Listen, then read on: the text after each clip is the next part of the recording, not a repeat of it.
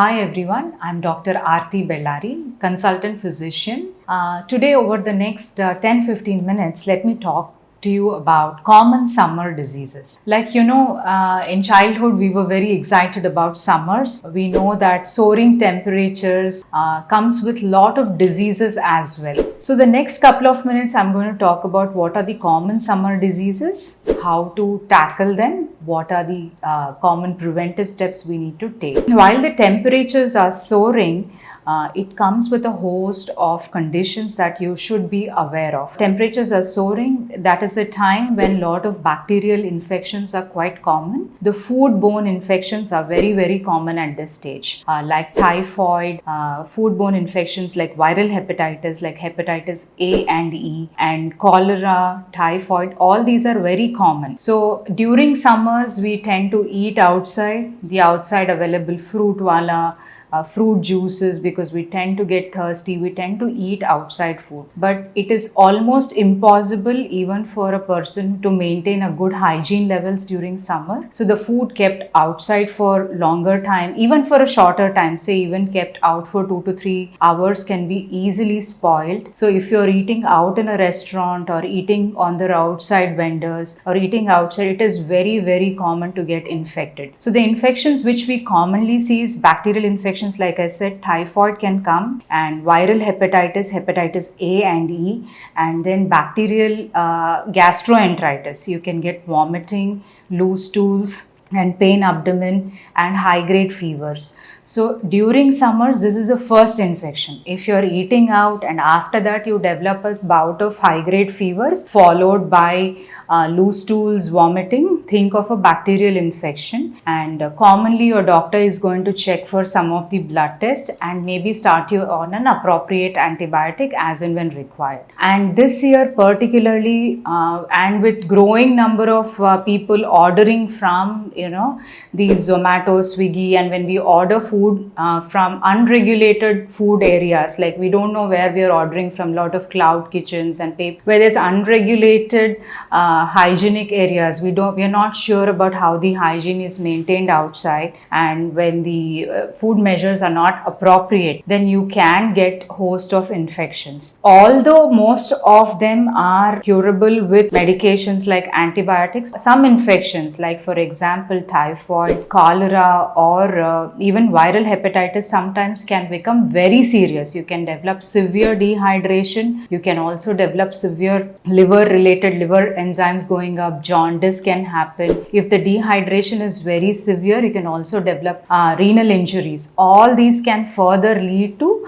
acute kidney injuries requiring admissions. So first and foremost, like I said, gastroenteritis, vomiting, and these infections are common. So eating out could be one of the common cause for falling sick during summer. So hygiene, eating in hygienic places, if possible eating at home would be preferred, and making fresh food and eating the freshly cooked food and eating the fruits and vegetables as early as possible as and when you buy could be one way to prevent these infections. So this is one common infections what we see. Now the second type of infections we see in summers, usually we call these viral infections like dengue, chikungunya. We start to see them in the beginning of the summer itself. It can start, we see more of it during monsoons when this first showers start coming, but also we do start seeing them in summers itself. So if a patient is coming with high grade fevers, with severe joint pains, back pains, we should suspect dengue-like illnesses, and the doctors will treat you and will check for appropriate symptoms. Third type of infections what we commonly see is urine infections. Because of dehydration, the requirement, because when the temperatures are going above 40 degrees and if you're not hydrating enough, chala mandi adugutar, what is the minimum water requirement that we need to take? Is it 2 liters, 3 liters? It does not depend on how much, how the body, we cannot really quantify how much you require. It is based on your thirst levels, you need to take that much amount of fluids. It could be anywhere between 3 to 4 liters. And fever, if you have have fever, high grade fevers, you may require much higher doses of water, like you may need to take. You can take other healthy options like buttermilk, you can have coconut water. Better to avoid any sugary drinks like the Glucon-D, Tang, whatever advertisements you see of, better to avoid those sugary drinks. Stick to more of natural fruits and high fiber fruits and high watery vegetables and fruits. So because if you don't take enough fluids, there is a high chance of developing urinary infections.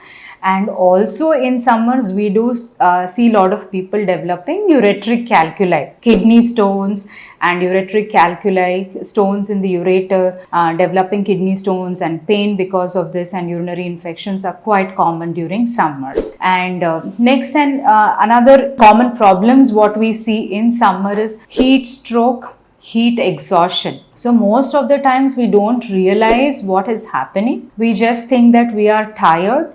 We are not able to understand that what is really happening to us. So it could just be heat exhaustion and heat strokes which develop. Patient can just develop fevers without any other cause of infection. They can feel extremely tired. They can also become confused at times. All this can be because of the just the rising temperatures. The patient needs to be hydrated very well, kept in a slightly lower temperature rooms, maybe given lot of fluids to bring back his temperature to normalcy. Ideally, you should not go out in a high temperature times like afternoons. Keep the children indoors during that time, not let them play outside during that time. So heat exhaustion can come with nausea, vomiting, unable to eat. So when the temperatures are going above 40 or 41, the elderly and the younger may commonly present with heat exhaustion. So these are some of the common summer problems. Curtail eating outside, spend time indoors,